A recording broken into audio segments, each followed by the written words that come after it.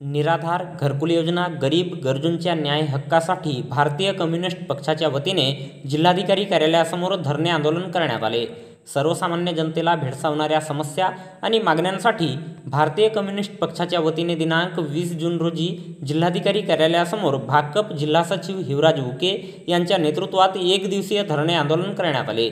निराधारांचे थकीत अनुदान आणि त्यात वाढ, अतिक्रमित घरकुल धारकांना पट्टे, आवास योजनेचा लाभ, निराधार बेघरांना मोफत घरकुल, सर्वांना शुद्ध पिण्याचे पाणी, खराब रस्त्यांची दुरुस्ती, चांगले रस्ते, स्वच्छता, नाल्यांची सफाई आणि बांधकाम, तलाव बगीच्यांचे सौंदर्यीकरण, अंशकालीन आणि रोजंदारी सफाई कामगार आणि नर्सरी कामगारांचे थकीत वेतन, CCTV कॅमेरे आणि सिग्नल व्यवस्था, फेरीवाला धोरणाची अंमलबजावणी इत्यादी समस्या आणि मागण्यांसाठी दिनांक 20 जून रोजी दुपारी 1 ते 4 वाजता दरम्यान जिल्हाधिकारी कार्यालयासमोर धरणे आंदोलन करण्यात आले।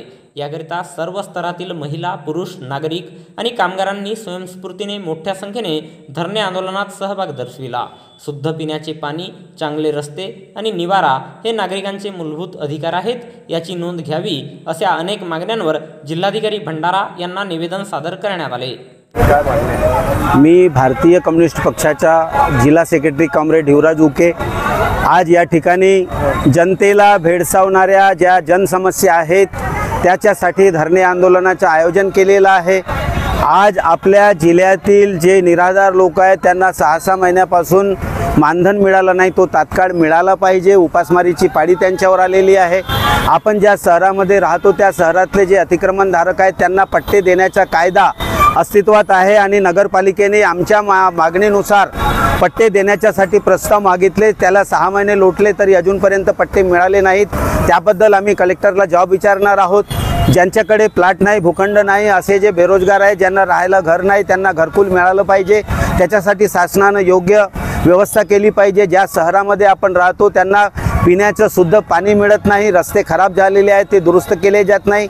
पाणी योजनेसाठी, भूमिगत गटार योजनेसाठी जे रस्ते फोडले गेले ते तात्काळ काम पूर्ण केल्याबरोबर दुरुस्त केले गेले पाहिजेत। नागरिकांना सोयी सुविधा उपलब्ध करून दिल्या पाहिजेत।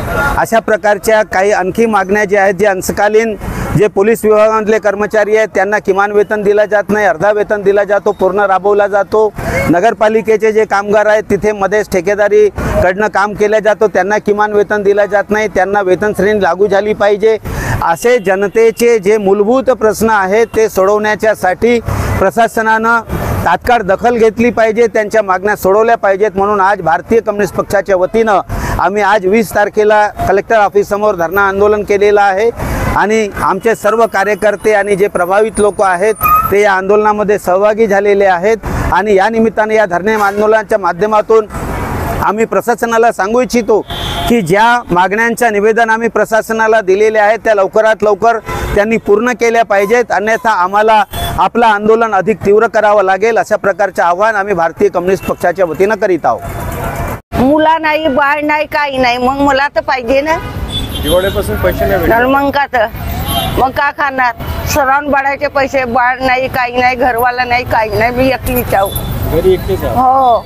जेवण खाण्याची व्यवस्था म्हणजे खाणं पिणं ते कंट्रोलचे तांदूळ भेटते तेच खातो। काम वगैरे काही करतो? नाही ना, जमत नाही ना काम। घरी मुलं बाळ वगैरे काहीच नाही आहे। घरकुल वगैरे भेटलं नाही? घरकुल नाही, काही नाही। इथं आले भेटल्या पाहिजे घरकुल। जय श्री प्रदीप बाराई, मुक्काम कवळ से। काय घरकुल आले नाही ना, 6 महिन्यापासून पैसे नहीं मिलने। कशाचे? है निराधारी थे। मेरा नाम दीपक अंकु से है। मैं काजी नगर में रहता हूँ, सरकारी दवाखाने के पास। वहाँ पर हम लोग 30 साल से रहते हैं।